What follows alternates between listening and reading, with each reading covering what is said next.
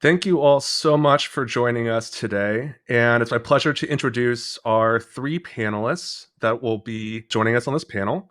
The first is Eugene Kirpichov. He's co founder and executive director of WorkOnClimate and is building a systems change movement to make climate work mainstream. We also have Jamie Alexander, a director of Drawdown Labs, and they are working on a job function action guide that highlights specific high impact climate actions employees in common corporate professions can take at work. And finally, we have Anshuman Bapna, founder of Terra.do. Their mission is to get 100 million people working in climate this decade, which seems to be the metric that everybody here is aiming for. And so, with that being said, let's open this conversation with a general question, and I'll allow either of you or all of you to jump in and give your point of view. But what do most people think of when we say climate jobs? Yeah, great question. I think my impression is that when most people think climate job, they think not me. They think that it is something for climate scientists, for politicians, activists, maybe for solar installers, but people absolutely, and we have the hard numbers to prove this, they do not realize that it's something that they can actually do. Interesting. Jamie, what about you? What's your take on that question? Yeah, it's such a good question to open up with because I do think there's a lot of different ways that different people take that. At Project Drawdown, there are a lot, we know that there are lots of climate solutions out there. So part of our work is to really show that climate jobs are everywhere throughout every part of the economy. I think one of the things which is cool about where we've ended up is that we have a very global community, which is also the nature of the crisis. And maybe the anecdote that I'll give you is from India, which is a very critical geography for climate action. When I say climate or climate jobs, it takes people to a couple of seconds before they say, oh, you mean plastics? Or you mean biodiversity? Or you mean water? Which is interesting because they are actually all connected in a deep, deep way.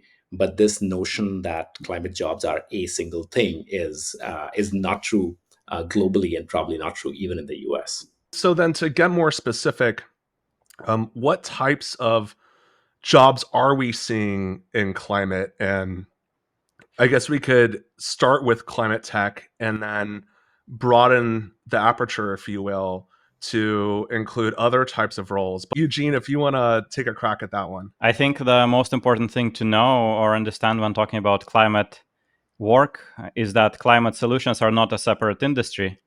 It's the act of rebuilding every single industry we have. It's about rebuilding from gas vehicles to electric vehicles, transitioning our food systems from meat to alternative proteins, transitioning our energy systems from dirty energy to clean energy, and so on. So it's the same jobs that our economy already has, just with some new skills to make it low carbon. That's really all there is to it. So it's the same, say, mechanical engineers building electric vehicles, just maybe with more electrical engineering knowledge. It's the same food scientists, building foods, just with maybe some alternative protein chemists in the mix to make the alternative proteins taste good and be cheap, and so on. And to double click on any one of those jobs and industries, what are you seeing that we have a big shortage of? It's probably easier to find things that we don't have a shortage of. We have shortages pretty much everywhere. Like, the most well-known part of these shortages is the skilled trade shortage, where, for example, we know that the US alone needs 80,000 new electricians per year, and instead we're losing 3,000 per year. But then there are shortages of people where there's not that many jobs, but they're absolutely critical for the industry's ability to survive. For example, we have already run out of electrolyzer engineers, without whom it's really hard to scale the green hydrogen industry. We have had decades where we were training barely any nuclear engineers. So now we have trouble creating more generation capacity. The battery industry has run out of battery chemists. And by run out, I mean that there are bidding wars and that large companies are hiring people just so that other companies have literally nobody to hire. And then there are shortages in the corporate world where a lot of Fortune 500 companies set ambitious net zero targets. And I'm not making this up, companies with tens of thousands of employees find that they have two people who know anything about climate Mhm. action in the entire Mhm. company, and they know how to do it the 80s way and not the 2020s way. Mhm. I think it's a great opportunity to transition to Jamie. What, from your aperture, is it that uh, everybody can do? Because before we hopped on the call, you said that uh, everybody can make their job a climate job. And so, could you please help elaborate on that? Yeah, thanks. I mean, I think about there's so many different ways you can think about climate jobs, but the way that resonates the most with me personally is, I think about, let's imagine that, Earth is sick, right? Like we are hemorrhaging greenhouse gas emissions into the atmosphere. So if Earth is like in the emergency room, we need to both stop the bleeding, right? So we need to stop doing things that are exacerbating and accelerating this problem, and we need to get on a good health regimen. We need to like build the future we need. So we need to both, we need to both stop the things that are currently happening inside our existing companies, our existing systems, our existing heavy emitting industries, and then also build the future that we want to move toward. And so I think that takes both the inside strategy and the outside strategy. It requires people deeply inside the system, people who are climate concerned and educated, and like go through the Terra.do program, who go through, who work with like WorkOnClimate and understand what they can do inside their existing corporations and jobs. And we need people to go outside of the system and say, I'm going to build the future in this, in like a tech startup, or I'm going to go and like do something to move us forward.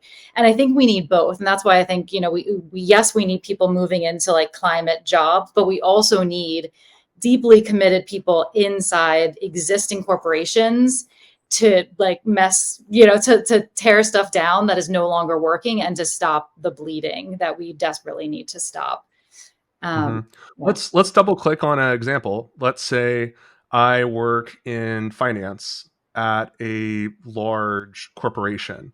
You could pick the industry. What could I do to make my job a climate, or at least climate-ish job?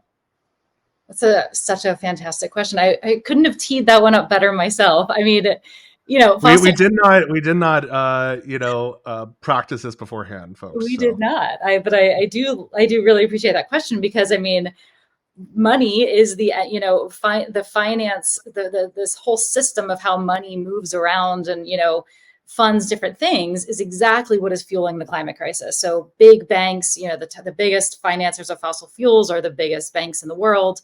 Big corporations have their money and their corporate cash inside those banks. Their employees' 401ks, retirement savings, treasure, like all of the things that corporations, all the like the big money that they have in the bank is all with those big companies. So what that money is doing while we're all sleeping is in large part financing the climate crisis by going to fossil fuel companies and to other heavy emitting sectors. And so if corporations banded together and said, hey, this is not acceptable, the way what our money is doing in this bank is not compatible with our sustainability goals, that's a big way that that we could help tilt the global financial system toward climate solutions and stop the blood flow to fossil fuels. And so people in finance can really work within that, who they understand in ways that I will never understand how money flows and where their company is keeping their cash holdings and insurance and green, their company's retirement plans. So they can really, try to understand that and take that, make that an issue inside the company and have their company like lead on that issue and bring the world along with them.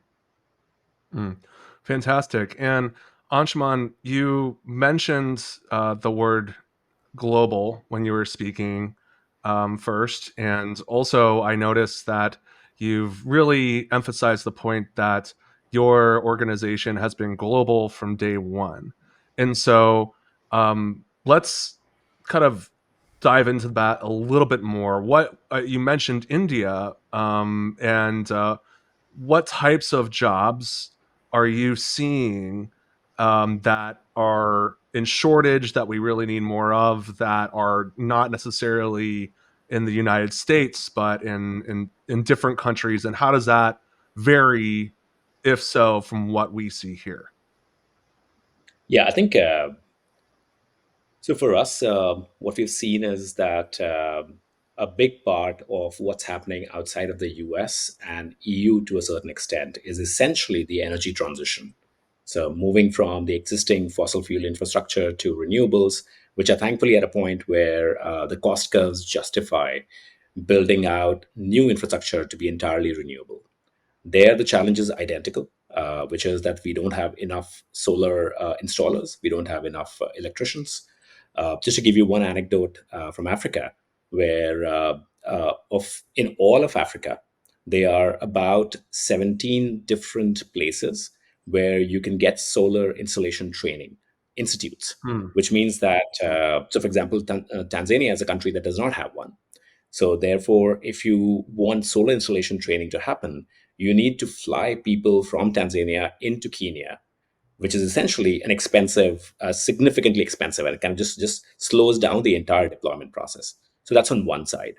I think on the complete other side, and India is a great example of that, where it feels like there is this entire world of adaptation and resilience, which is beyond mitigation. It's not about reducing carbon emissions. It's about making sure that people living in all these different parts of the world who are already affected by climate change have disaster resilient crops, have the ability to finance things that are a lot more climate friendly for their different consumption products. And none of that infrastructure exists right now. And frankly, there's not even a lot of push on the policy side to solve for adaptation and resilience there. The bigger challenge is that there's, unlike the other places where you can have capitalism work its magic, markets work their Hmm. magic, adaptation and resilience is not really a place where it's obvious where the money is going to come from. It is obvious at one level, but it's obvious at the level that, well, the highest historic emitters should be paying the countries or the populations that haven't emitted so far for that transition to happen. And we have been doing fits and starts. There have been some progress, but not a lot. So there's a lot of work and attention that needs to be paid to that side. Hmm. Really interesting. It's different shapes and sizes for different countries, right? And the problems that they're trying to solve and their current conditions.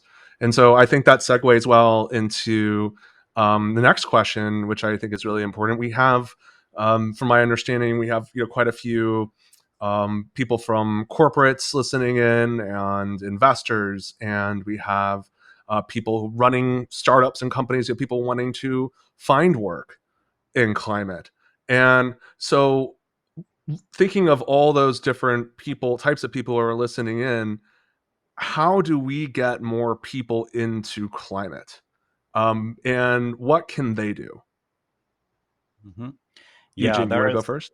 Yes, there is a couple of answers to that. So there is already a big supply for climate jobs. There is a big demand for climate jobs, but they're not matching perfectly. There are jobs that nobody can do, and there are people for whom there isn't a job. So it's not a perfect situation. It's not just about matching. So, but matching is a big part of it. So one thing that we definitely can do is just bring up the awareness that it's a thing, that you can work on climate in a lot of roles, or in a lot of roles you can almost work on climate if you just get a couple more relevant skills. So that's definitely one thing we can do. But generally, we need to build a talent pipeline for the clean economy. The talent pipeline we have today is not remotely prepared to bring it, because today the average career path includes nothing that gives people those new skills, and it includes nothing that lets people know that it's possible. For example, the absolute majority of accountants graduating today know nothing about carbon accounting, and we need to change that. The majority of chemists today are not really specializing in battery chemistry, and enough of them need to be specializing in that. So what we need is, just like we need the entire economy to team up to reduce emissions, we need the entire workforce development ecosystem to team up to create a workforce for that economy. So this cannot be solved in silos. This cannot be solved by just doing climate schools, climate job boards, and climate communities.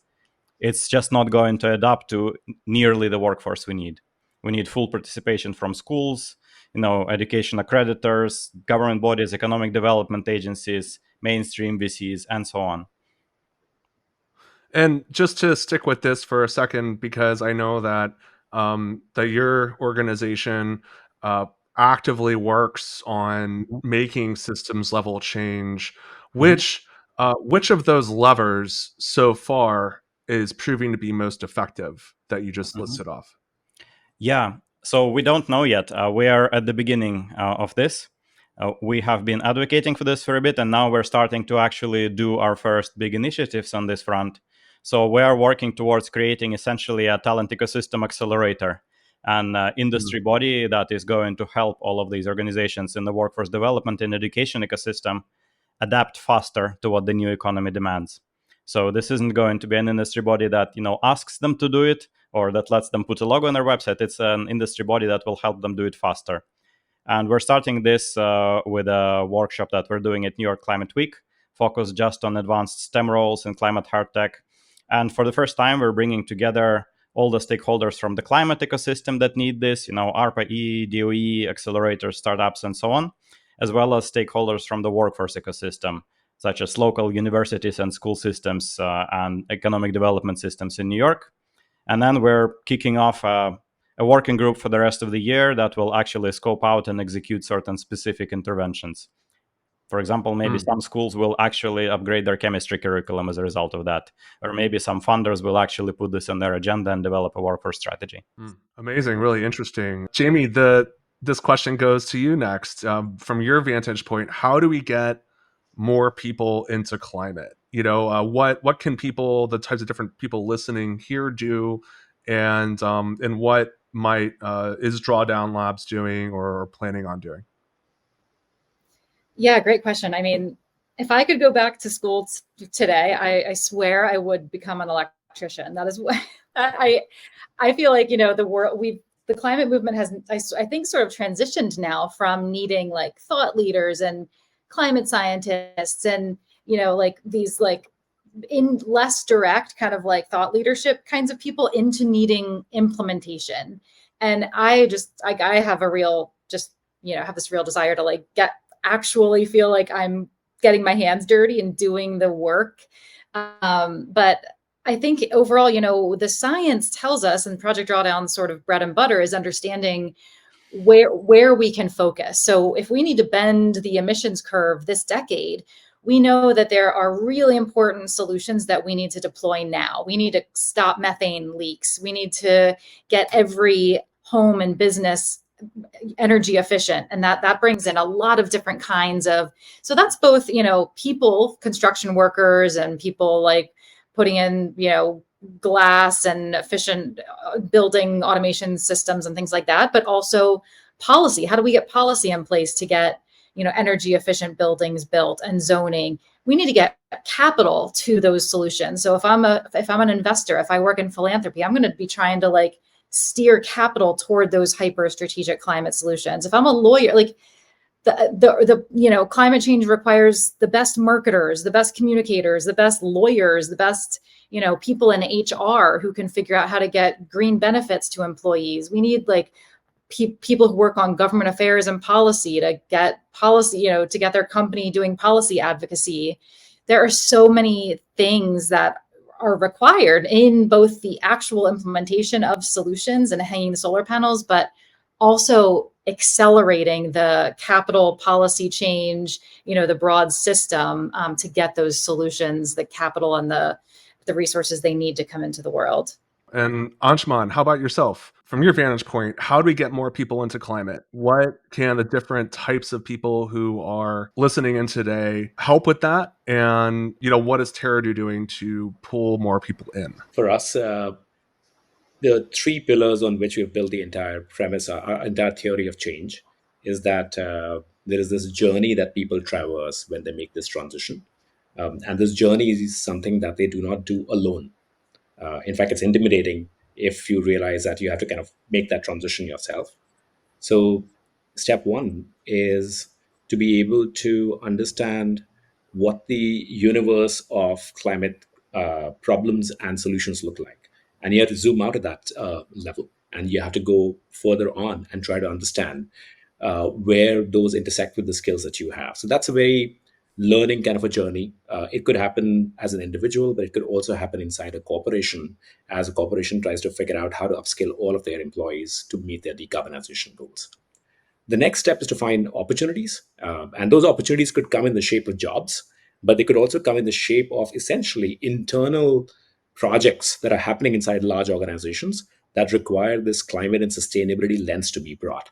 And that lens could be brought by someone who works in procurement, someone who works in finance, someone who works in supply chains, or anything of that sort. So that's the second part, which is you need to be able to expose and make these opportunities discoverable. But the third, and I keep lauding Eugene and a bunch of other climate communities out there for this, is that I think climate is special and different in the sense that we're not trying to build the next large vertical SaaS company or the next fintech company or whatever have you, right? This is a big reason why a lot of us are working in this space is because it feels existential to us. And something that is existential that you wake up with every morning can, after a while, paralyze you. So therefore, the ability to be inside a caring community, and that community could be as small as a few tens of people, could be as large as a region or a nation, that community is really, really important. So a lot of the work that we have done at Terra, even though from the outside it ostensibly looks like, oh, it's learning programs or, oh, it's job boards. But in reality, it's community building. Just that these become the mechanisms by which people discover each other. I want to ask, it could be all of you or either of you. Let's say I'm an MBA student, and that's maybe not a great example because we want everybody to work in it. But let's say I'm an MBA student, and I'm really passionate about climate. I want to work in climate. I hear about all the things happening. What do I do? Where do I go and look? I understand it at the same time can sometimes become discouraging, right? For some people, because they have this passion, they hear about lots of things going on, but they look out and they're like, maybe there isn't something for me. And so, I'd like to hear some suggestions for people who are listening. Don't also have to be MBAs. Sorry about that, but maybe just people listening who are like, hey, I wanna go work in it, and what do I do next? Maybe I can take that question first as one of the MBAs who had that fork in the road back in the day. I think my message to people who are thinking about, and not just MBAs, about climate is I started my career back in 1999 when the internet used to be called new media. It was supposed to be this cute little thing on the side. And here we are 20 years later. This thing, the climate economy, is bigger and a lot more meaningful than anything that has happened to us ever, right? In the across the industrial revolution and so on. And the key thing to remember is that this is still day one. You could start walking any frontier, and that frontier could be technology, some deep hard tech that you never thought you would be able to do, could be policy, could be activism, could be all kinds of things. And you would realize that not a lot of people have walked towards that frontier in the past many, many, many years. So you'll soon find yourself to be a pioneer, to be somebody who's striking through. So therefore, and something which is going to touch 1/3 of the global GDP is going to have a lot of capital, a lot of attention coming in as well. So if I was you, I would think of building my career in the climate economy from now until the next 20, 30 years. This is the first time in my life I've seen profit and purpose combined together with a capital P in such a major way. Mm-hmm. Great. And my own personal sentiment, even on the moderator here, we put on lots of events. There's lots of people who come up to me and they want some suggestions, perhaps introductions.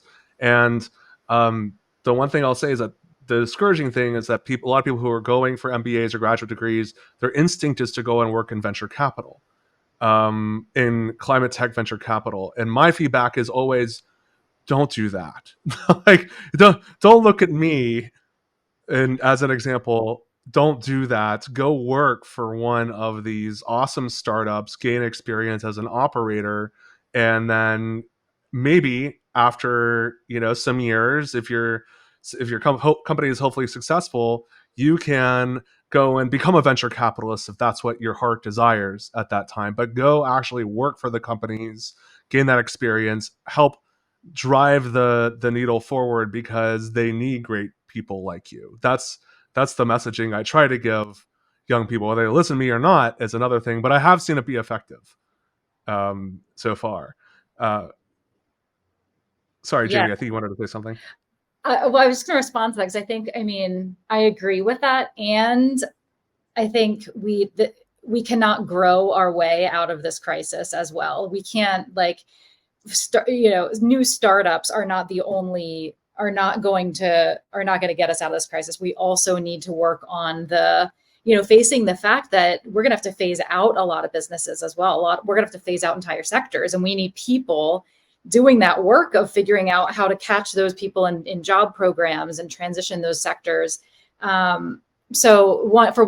think just we can't we can't necessarily just not just, but we can't create new businesses our way out of this, I think is my reaction to that. And I think I've never heard of a job function that I couldn't apply a climate lens to. I've never heard of a job name a job, name the job, name the title. It doesn't have to have sustainability in it. It shouldn't have sustainability or climate in it. I can find a climate angle to it. And to me, that is what we need, because the climate movement needs many more actual, deep skill sets and to be able to infiltrate our existing systems and transition them toward the future we need. I want to respond to this a little bit differently. So I want to, challenge the idea that building a climate workforce is about helping people who want to find a climate job find one. I think that's not at all what it is about. I think that's what the early adopter stage of this is about. But in the long term, if we think about the hundreds of millions of people that are going to be working on this, almost all of them are not going to be doing this because they care about climate. They're going to be doing this because it's a good job that they were trained for, that gets paid well, and most of them are not going to be working at climate startups. They're going to be working at a very large food company that has now come to its senses and is now decarbonizing itself with all its might. Right. So this is I think there is a lot of misconceptions about what the problem in front of us actually is. Mm-hmm.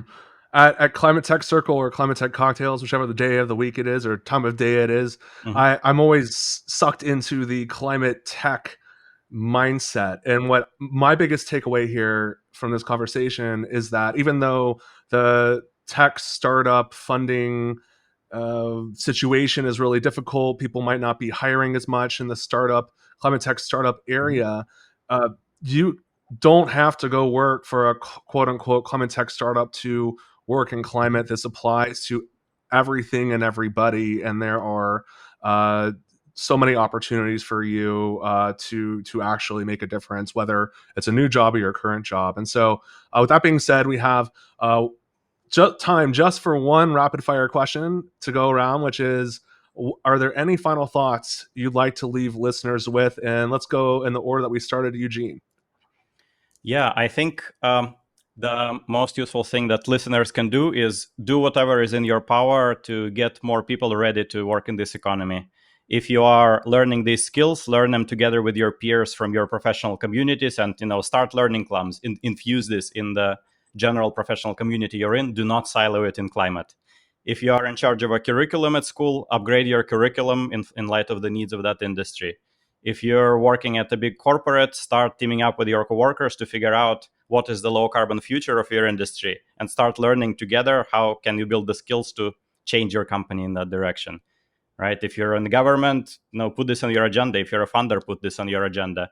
This is as big as climate policy as a whole, and it's as big as climate investment as a whole, because literally the whole point of those things is for people to build it. Love it. Jamie. Love it. Yeah, I would say, we need to be able to take risks. We need to push, use every ounce of our access and influence and resources to move things faster and not leave anything on the table. Anshuman. My message would be, do not look away. And what I mean by that is that things are going to get worse before they get better, probably much worse. They're going to get much worse, not always in your neighborhood, but sometimes in your neighborhood too. Sometimes it'll happen in faraway countries, but those faraway countries are intimately connected to who you are and what we are. So don't look away.